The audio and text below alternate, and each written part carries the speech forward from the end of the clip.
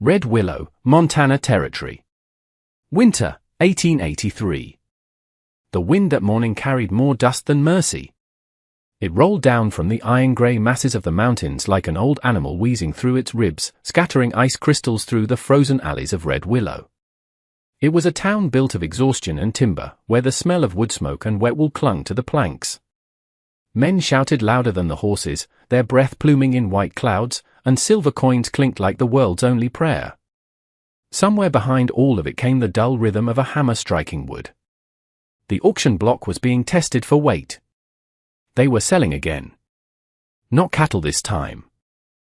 Lynn stood barefoot on that frost-rimmed platform, the splinters biting into her soles until the blood dried black against the ice.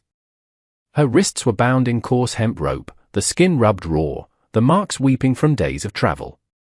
She had not eaten since yesterday, though she no longer felt hunger, only the hollow calm that arrives when the body forgets it belongs to itself. The wind tangled her dark hair and lifted the torn hem of her traditional cheongsam. The silk, once a vibrant crimson meant for celebration, was now tatters of faded blood red, offering no defense against the American winter. Somewhere in the crowd, a man laughed. Another spat, the spittle freezing near her toes. She didn't flinch. Flinching only made them laugh louder. $2, a voice called out, muffled by a scarf. $3, another answered. $5 for the China doll. The auctioneer grinned, his face ruddy with cold and whiskey. He slapped the plank beside her shivering ankle. Come on, gents. She eats little, works hard. Make it worth my trouble. Lynn stared at the ground. Her name, the one her mother had whispered to her meaning forest jade, was a sound she had not heard in weeks. Here, she was not a name. She was only a price waiting to rise. $6, a man's voice said. It was not loud, but it was sharp enough to cut through the wind. Heads turned. He stood near the edge of the square, one boot resting against the hitching post, his heavy buffalo coat a shade between dust and ash. Garrett Thorne. His hair was dark and unruly, his face drawn tight around a scar that sliced from his jaw to his collarbone, a mark left long ago by a blade or a bullet. His left shoulder hung stiff, an old cavalry wound that had taught him how to live with pain quietly. He reached into his coat, took out $6 silver, and placed them on the rail. Untie her, he said. The crowd went quiet enough to hear the wind scrape across the roofs. The auctioneer hesitated, caught between greed and disbelief. Then greed won. Your loss, mister, he said, grabbing a knife from his belt. He sliced through the rope around her wrists. The fibers fell to the planks, coiling like dead snakes freed. Lynn swayed on her feet. The ground tilted, and for a breath, she thought she might fall into the snow. A hand appeared in front of her, rough, sun-browned, open. Not forcing, only offering. She hesitated. The hand stayed there, patient as stone. She took it. Garrett steadied her, then released her. Come on, 2 words, soft and spare. No command in them.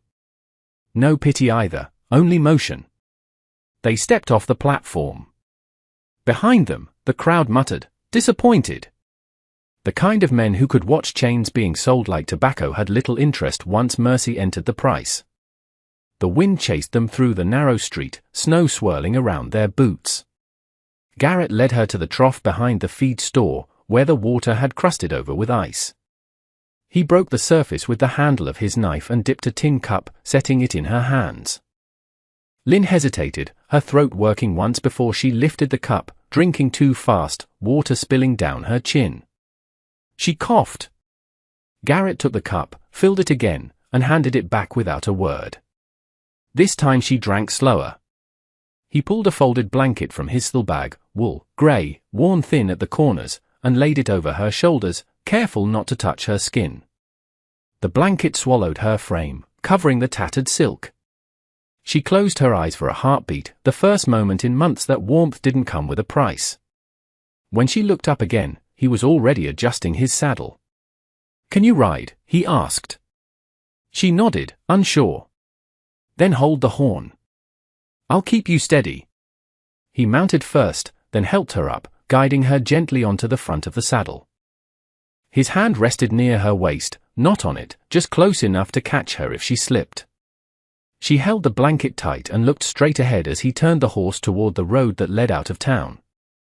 Behind them, the auctioneer's laughter echoed faintly through the wind. They rode for miles before either spoke again.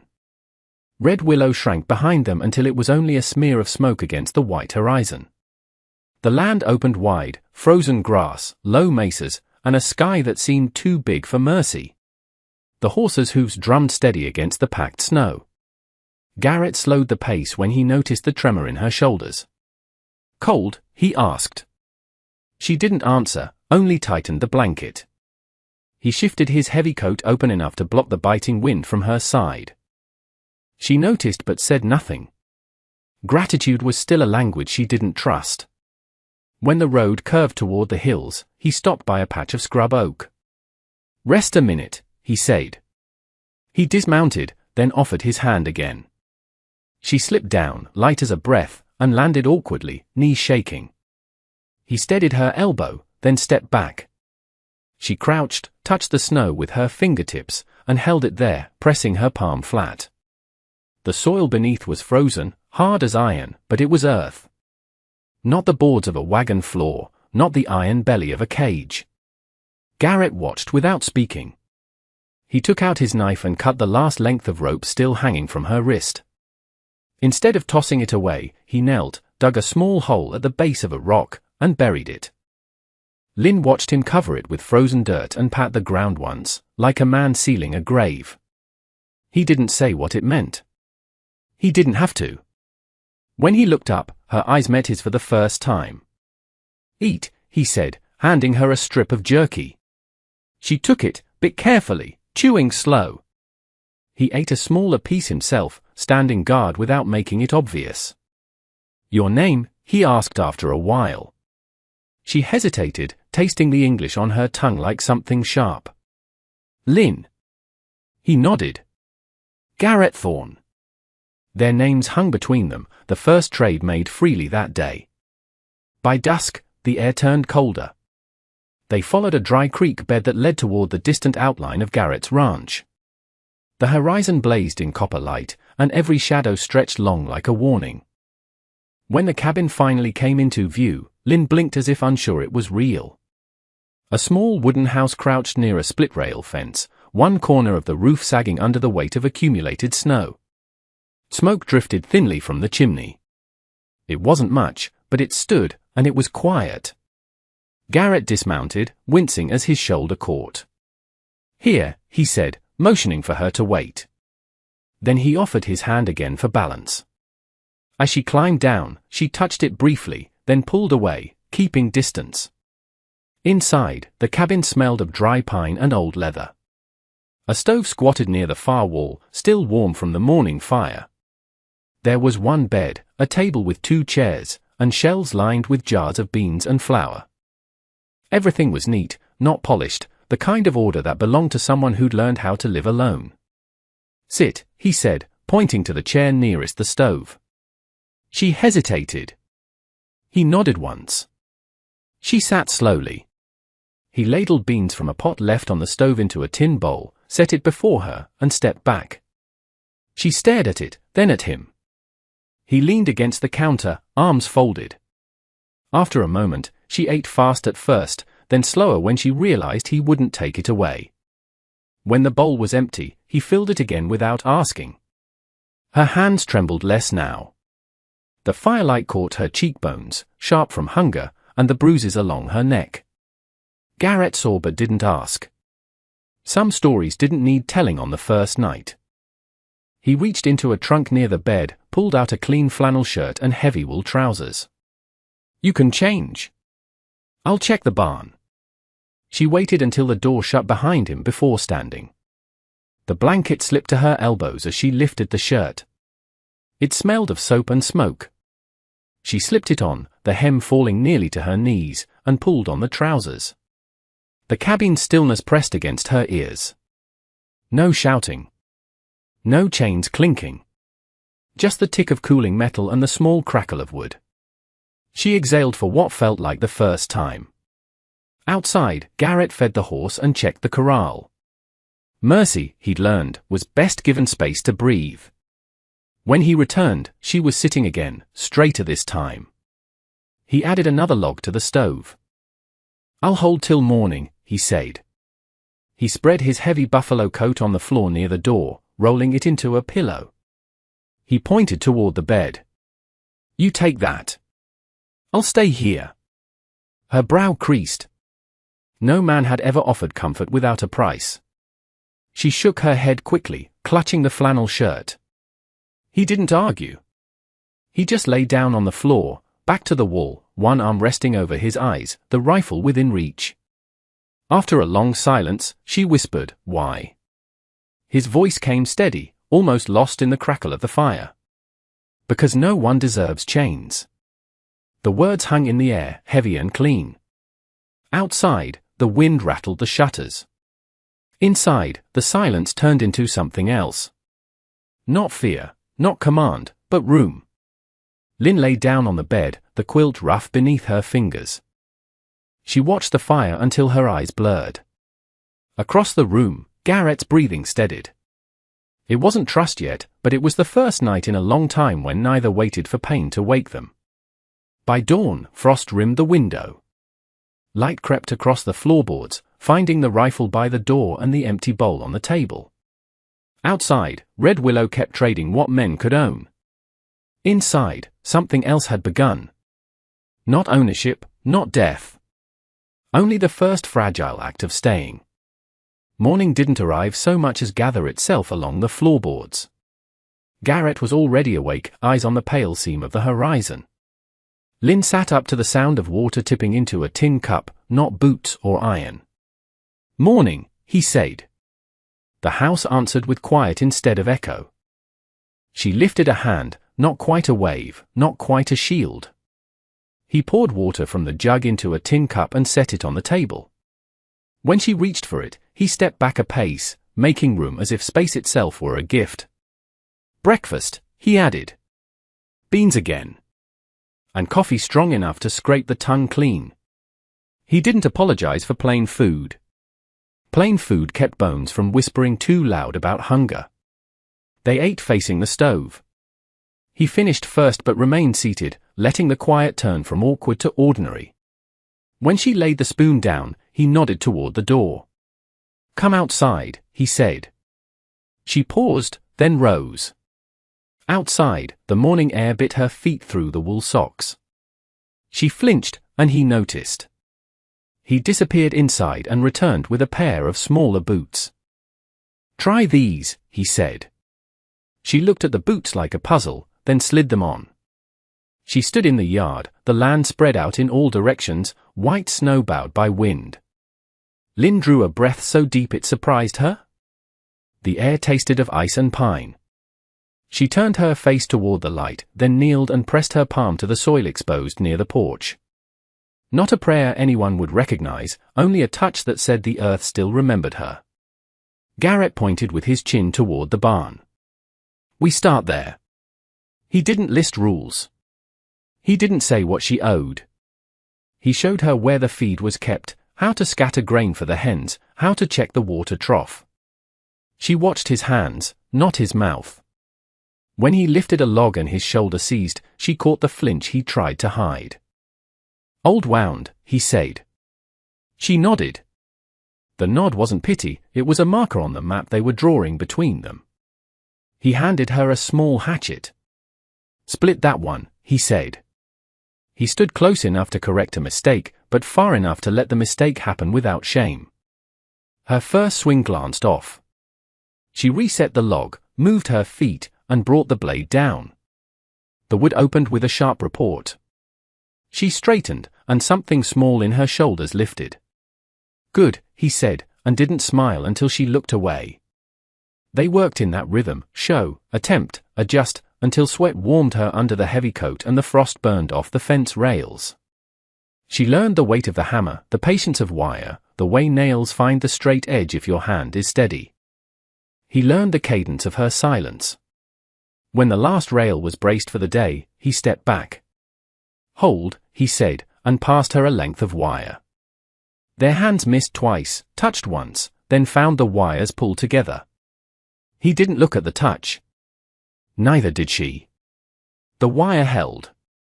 Around mid-morning, a wagon creaked along the far road, throwing a small cloud of snow. Lynn's body stiffened, eyes locked on the moving shape.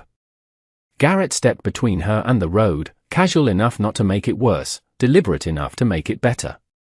He rested a hand near his holster. The wagon rolled past without turning in. The moment stretched, then snapped. "No one touches you here," Garrett said, not looking at her. It was a promise that wore plain clothes. They went back inside when the wind rose. He boiled coffee. On the table lay the strip of cloth she had used to wipe her wrists. The skin was less angry now. She picked up the cloth and folded it. "May I?" she asked, the English surprising them both. He nodded. She came near and wrapped his shoulder through the shirt, where the muscle strained. Her fingers worked with a care that refused to call itself tenderness. When she tied the knot, he tested the lift of his arm. "Better," he said. She stepped back. He put on his canvas work coat and handed her another, smaller one. "Yours," he said. She slid into it. The coat was heavy, the way belonging is heavy when you first put it on. She tugged the sleeves up. The coat changed her posture. It moved her from rescued to resident. He took her out again to the yard. "Show you the ridge," he said. They climbed the slope behind the barn. From there, the cabin looked like something a stubborn man would build, square-shouldered and plain. "Watch from here if I'm gone," he said. "Dust line riders. Take the stove for cover inside." She repeated the words, building bones around courage. "Stove for cover." "Yes." Back at the corral, he showed her the halter knots that don't slip. He didn't touch her hands to correct them. He tied one alongside her, then cut his knot open so she could tie it herself. The third attempt held true. "You'll need that," he said. She looked at the rope, then at the dirt. "I know rope," she said, meaning the old kind. He understood. He put the rope away like a word you use carefully. They ate a noon meal that didn't quite deserve the name, a jerky, the heel of yesterday's bread. In the afternoon, he worked at the north fence line where the wind hit hardest. She carried nails in a small leather pouch, handed them one by one. Metal met wood with the clean sound of something agreeing with itself. Toward the middle of the work, she stopped and walked a few steps to the base of a red willow sapling near the fence. She took from her pocket a tiny thing, a jade bead, bone white mixed with green. A piece of the life she had been stolen from. She pressed it into the soil and smoothed the surface with her palm. He didn't ask. Some acts speak clearer when left alone. Clouds gathered. The wind had the cold bite that says evening will not be kind. They finished the last board. Inside, she stirred the pot while he split kindling. When the potatoes were ready, she salted them in her palm and sprinkled it from high, so the salt fell like snow. After they ate, he checked the rifle, then laid it back by the door in plain sight. He wanted her to see readiness was not the same as fear. He pulled a second blanket from the trunk and tossed it onto the bed. "Cold tonight," he said. She looked from the blanket to the floor, then back to him. Her eyes asked a question with trust. "Floor's fine," he said. She held his gaze, then pointed. "Bed. Floor. Him." Then the space beside her on the mattress, a small gesture drawn in the air. "Careful. Deliberate." She left a space, not an invitation to cross, but an acknowledgement that the door had two sides. He stared a beat too long, then shook his head once. The kind of refusal that contained respect. "Not yet," he said. The yet was a bridge built from a single plank. Night fell fast. The storm began as a moan of cold air dragging itself across the hills. The cabin held. Lynn sat with her back to the bedpost. He took the chair, the rifle within reach. "You bought me," she said, words picked carefully. "Then you buried the rope." He stared at the stove. I paid to enterprise. That's all. She waited. Men take what they can, he went on. I've been one of those men. Not like them, he nodded toward town. Different uniform. Same noise in the head. She watched him. War. War, he said. I came home to nothing that looked like home. She nodded. Once, I had home, she said, hand touching her chest then opening outward. I had words, she let the hand fall. They let the stove answer for a while. He stood and peeled his shirt away from his shoulder, just enough for her to see the puckered seam of the old wound. She didn't move toward it. She only looked, and then met his eyes, saying without saying, I see the thing that shaped you. He pulled the shirt back on. You stay as long as you want, he said. If there's somewhere else, I stay, she said. The words surprised her with their certainty. They surprised him with how much room they made in his ribcage. He nodded. He stood and banked the fire. Good night, he said. She answered in her language first, then in his. Good night. The storm thinned toward midnight. In the space between the bed and the door, between the one who had been owned and the one who had helped unwrite it, a new truth began to take shape. Not safety exactly. Not yet. But shelter. By morning, there would be more work. A nail would split a board and need replacing. But when the first light fingered the floorboards, it would find 2 coats hanging on the wall instead of 1. Red Willow, Montana Territory. Early winter, 1883. The frost came early that year, singing underfoot like breaking glass. Garrett woke before sunrise, checked the stove, then stepped outside. He could see his breath and the long road that cut through the valley.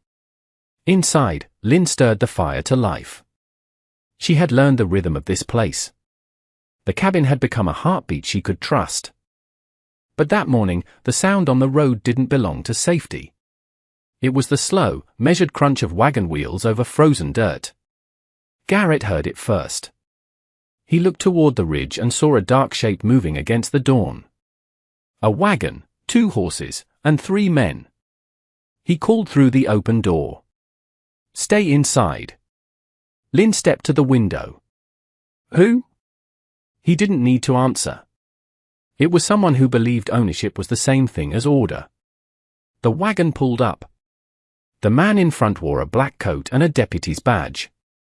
Beside him sat a merchant with soft hands. The third was just muscle. Morning, Mr. Thorne, Deputy Hatcher said, his tone friendly in the way snakes are smooth. Word in town says you bought yourself property that wasn't for sale. Garrett wiped his hands on his coat. Don't own property, he said. That's the trouble, the merchant, Mr. Finch, cut in. The girl. Chinese stock belonging to a holding company out of San Francisco. Paper says she was indentured labor. You can't just walk off with assets. Garrett looked at him. You calling a person an asset? That's the term on record. Lynn stepped into the doorway.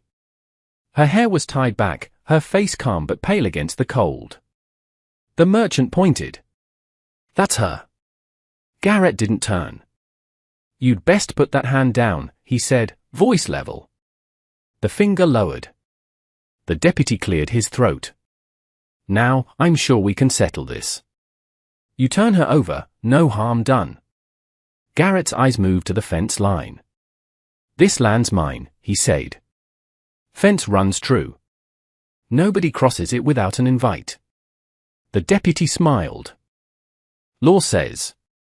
The law's a long way from here, Garrett said. The air froze harder than the ground. The merchant shifted. We'll come back with a warrant. Do that, Garrett said. Bring a judge who still remembers the word man. The deputy looked past Garrett to the figure in the doorway. You can speak for yourself. You want to stay with this man. The question hung between them like a drawn blade. Lynn's eyes flicked from the deputy to Garrett, to the man who hadn't touched her since that first day, who had built fences wide enough for trust to breathe inside. She stepped off the threshold, boots crunching frost, and walked until she stood at Garrett's side.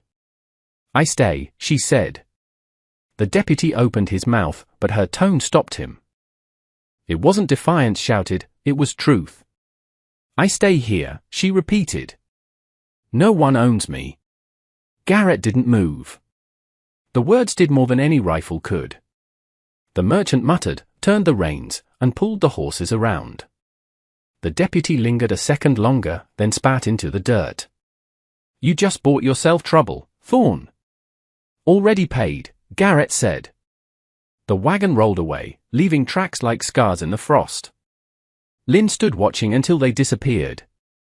Her hands trembled, not from fear, but from the sudden release of it. Garrett reached for his gloves. "You spoke good," he said. She looked at him. "I spoke true." He nodded, then bent to check the fence rail nearest the road, as though fixing what men had touched could make the morning right again. She joined him without a word. When they finished, she stood and pressed her palm flat against the wood. "This fence," she said. "Not to keep me in." "No," Garrett said. "To keep the world out."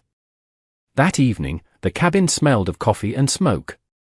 Lynn sat near the window sewing a tear in her coat. Garrett cleaned the rifle. When she finished sewing, she spoke without looking up. "They will come again." He exhaled. "Maybe. Maybe not. Men like that depend on how bored the world gets." She nodded. "If they come, I stand with you." He smiled, just a corner of his mouth. "You already did." Outside, the last light of day faded. The air smelled of snow. Garrett went to the door and looked out. The fence gleamed silver. Every board straight. He closed the door softly and slid the bolt into place. Inside, the warmth held steady. The house no longer echoed. It sounded lived in. Red Willow, Montana Territory. Late winter, 1883. Snow fell quiet that morning, soft enough to hear it land. Lynn stood on the porch, wrapped in Garrett's coat, watching the flakes melt against her hands. The ranch below lay still. Smoke curled from the chimney. Behind her, Garrett poured coffee. "Fence won't last till spring," he said. "Then we build again," she answered. They stood side by side, steam rising between them. The silence no longer felt hollow. It had weight. Warmth. It had been months since the men came. None had returned. Peace had grown in the shape of ordinary days, fixing rails, baking bread. Lynn laughed sometimes now, the sound brief but real. That afternoon, he brought a small package from town. A silver locket, plain and empty. "No picture," he said. Didn't seem right to choose one. Lynn turned it in her palm. "Then it waits," she said. "For something that belongs." They ate supper by lamplight. Outside, the wind softened. Garrett watched her hands move, steady and certain, and thought of the auction square of 6 silver coins falling like thunder. He'd bought freedom for a stranger and found something harder to name. "You ever think about leaving?" he asked. She looked up, eyes calm. "I think about before," she said. "But before is gone." "And after?" "After is here." He nodded. That was enough. When dawn returned, the frost had melted from the windows. Lynn stepped outside, pressed her palm to the young red willow she'd planted. Its branches shivered in the wind, thin but alive. "Grow," she whispered. "For both of us." Behind her, Garrett called. "Coffee's ready." She turned, smiling faintly. "Sweet." Lifted the tin pot. Brought sugar this time. They stood in the doorway, sharing warmth and quiet. No vows. No grand ending. Just two people who had stopped running. Outside, the earth thawed under the snow, learning to breathe again. Inside, the fire burned low but steady. And somewhere beneath the frost, the buried rope slept quiet. Lynn watched the horizon brighten, the first light brushing gold across the fence line. The world looked fragile and new, pausing before the next beginning. Garrett lifted his cup, eyes tracing the same hills, and for a moment neither spoke. There was nothing left that needed saying. The wind moved through the red willow, whispering softly in a language both of them almost understood.